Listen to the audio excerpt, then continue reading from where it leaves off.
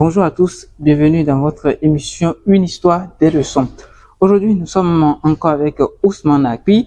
Ousmane Akpi est là aujourd'hui pour nous raconter une histoire dans laquelle on va ensemble tirer des leçons qui vont nous aider dans la vie quotidienne. Son histoire, il intitule ça les 7 moyens pour remplir sa bourse.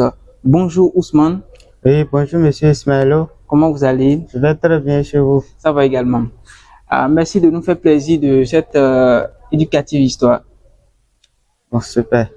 Merci de nous avoir invités en quelque sorte sur ce plateau ce matin. C'est tout un plaisir. Super. Sans plus tarder, nous allons démarrer avec notre histoire intitulée les 7 moyens pour remplir sa bourse.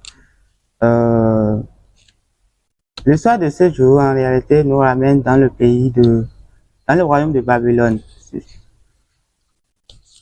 Le royaume de Babylone, en quelque sorte, était en conflit avec les Élamites, vous voyez.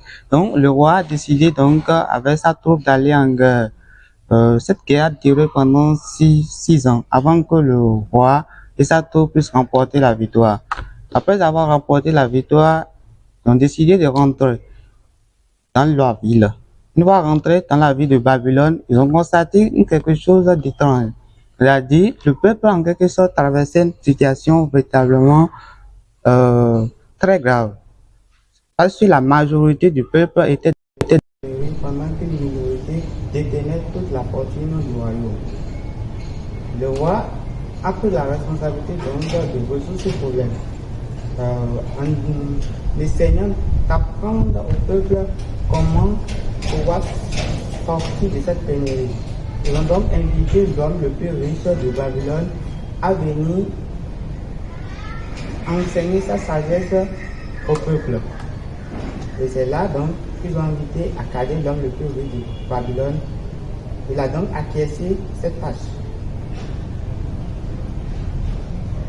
C'est là, il disait au roi de rassembler 100 personnes pour pouvoir qui vont bénéficier de cette sagesse. Le lendemain, donc, le roi convoqué a réuni 100 personnes en plus à Calais dans une salle pour qu'ils puissent les enseigner cette loi qui ont favorisé sa fortune. Le premier jour, il les a enseignés en leur disant que la première des choses à faire, c'est de pouvoir mettre de côté 1/10 de leur revenu. Doit mettre de côté 1/10 de leur revenu. Le deuxième jour, il les a partagé le deuxième moyen pour pouvoir remplir les bourses. Et ce deuxième moyen consiste à contrôler les dépenses. En budgétant les dépenses, ils devaient budgéter, dresser sur une table d'asile ou sur un cahier, en quelque sorte les dépenses nécessaires qu'ils doivent dépenser chaque jour, afin de ne pas dépenser au-delà des 90% des revenus qui les restent. Après avoir conservé bien sûr les 10%. Le troisième jour maintenant, les gens enseignaient le troisième moyen. Et cela consistait à trouver un bon placement pour les trésors, afin que cela puisse travailler diligemment de façon rentable pour eux, pour que cela puisse se multiplier comme des troupeaux dans les champs. Quant au 4e jour, il a partagé avec eux le 4e moyen. Et ce 4e moyen, donc, ça consiste à protéger les populations de pêche en faisant quoi? En investissant dans les bonnes entreprises, c'est-à-dire les entreprises qui se connaissent eux-mêmes et dans les entreprises qui sont approuvées par les experts dans le domaine de l'investissement. Parce que ces personnes, ce sont des personnes sages qui connaissent en réalité des pièges qui se cachent derrière les projets qui prétendent enrichir subitement. Vous voyez? Donc, le 5e jour, il a décidé de partager avec eux l'importance de posséder sa propre toit. Comme 5e moyen. Donc, on les a dit à chacun, en leur suggérant de posséder leur propre maison. Parce que cela va leur permettre de travailler avec moins de stress et d'accomplir des tâches au quotidien. Le 6e jour, il a partagé avec eux sur l'importance de prévoir des revenus pour l'avenir en les suggérant d'investir dans l'immobilier. Par exemple, en achetant des maisons ou des toits.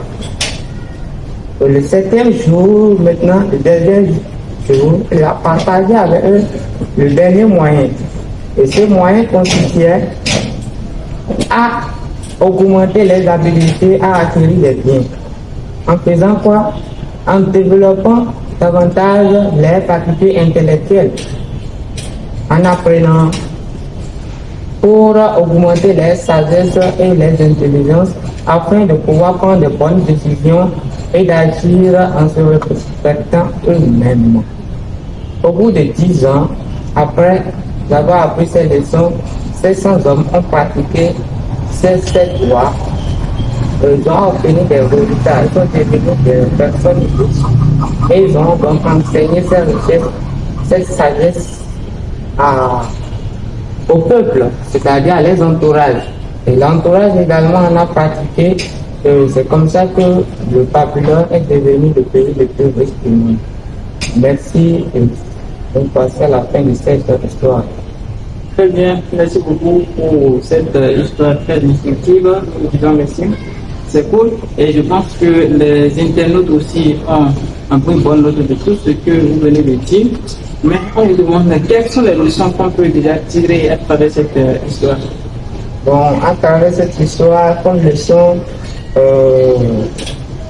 pense que ce que nous pouvons retenir, c'est qu'il est important de mettre de côté 10% de ses revenus afin de pouvoir l'investir dans de bons placements. Vous voyez, nous devons l'investir dans de bons placements en suivant également le conseil des hommes sages afin de pouvoir mettre son argent en sécurité et de l'investir en sécurité pour pouvoir le retirer au moment convenable avec des intérêts également très fiables.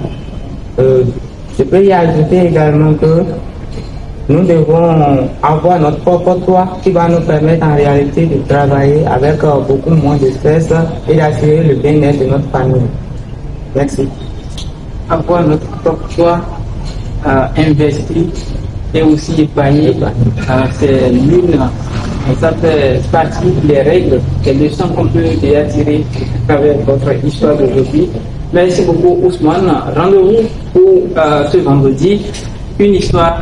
Je dis, je veux comprendre pour notre émission, je veux comprendre.